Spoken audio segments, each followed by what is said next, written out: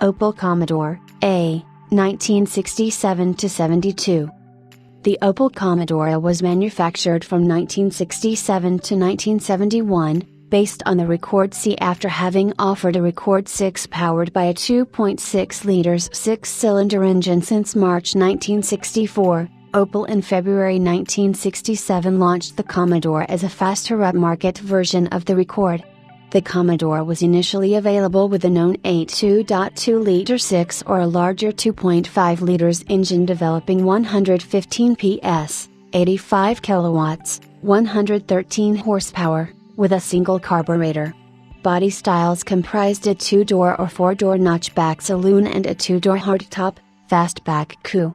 In September 1967 the sporty Commodore GS offering 130 horsepower, 96 kilowatts, from a dual carburetor 2.5 liters 6 was introduced.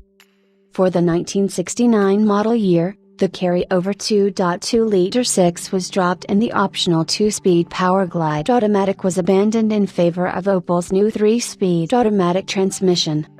From September 1969, the base 2.5 liters engine was pumped up to 120 PS, 88.3 kilowatts, 118.4 horsepower. At the same time, both remaining engines received hydraulic lifters for smoother running, a new exhaust system and 6 camshaft bearings.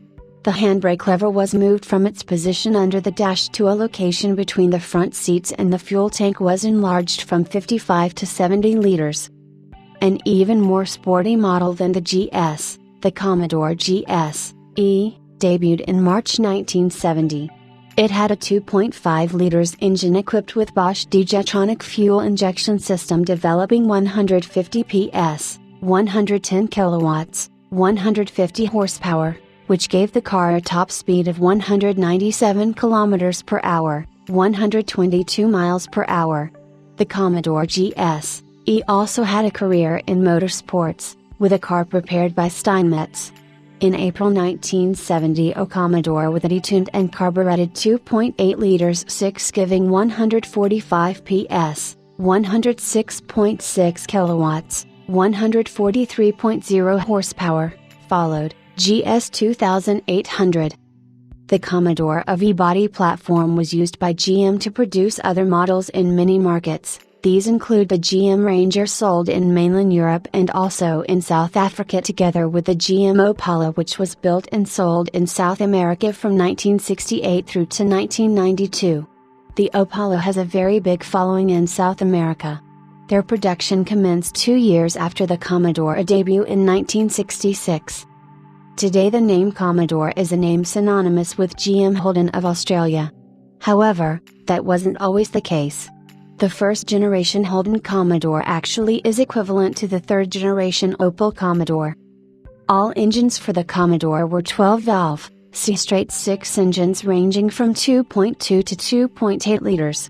All but one engine option had single barrel, 2.2, or double barrel, 2.5, 2.8, downdrop carburetor. In 1970 the GS E model was introduced which as its badge implies didn't utilize carburetors.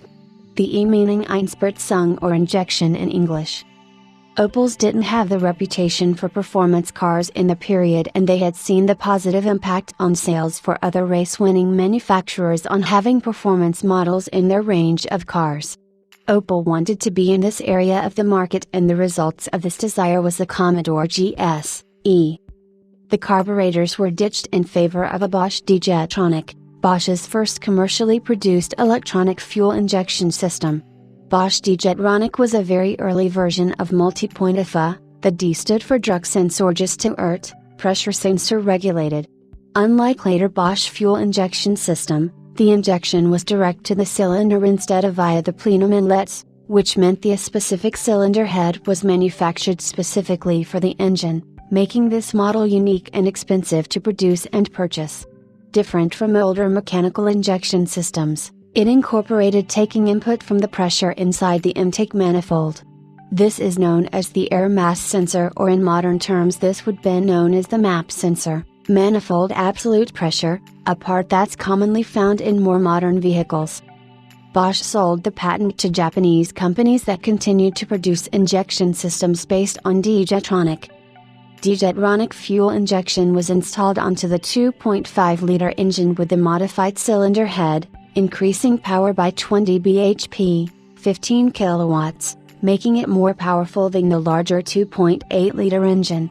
The fuel-injected engine, named 2500E, now produced 150 horsepower, 112 kilowatts, 152 PS, at 5,800 revolutions per minute and 196 Nm, 145 lb-ft, of torque at 4,500 revolutions per minute with an unchanged compression ratio of 9.5 to 1.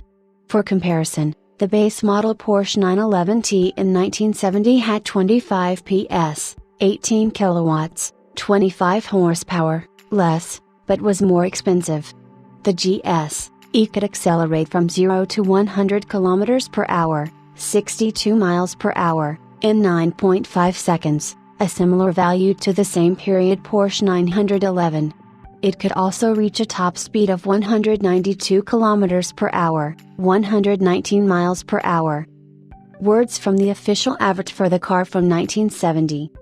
150 bhp at your right foot. Power to kick you ahead. Acceleration that pushes you into the seats. 6 cylinders that receive their fuel served electronically. An engine that doesn't let a single octane go to waste. GS/E, a lurking grumble in the 2 exhaust tubes.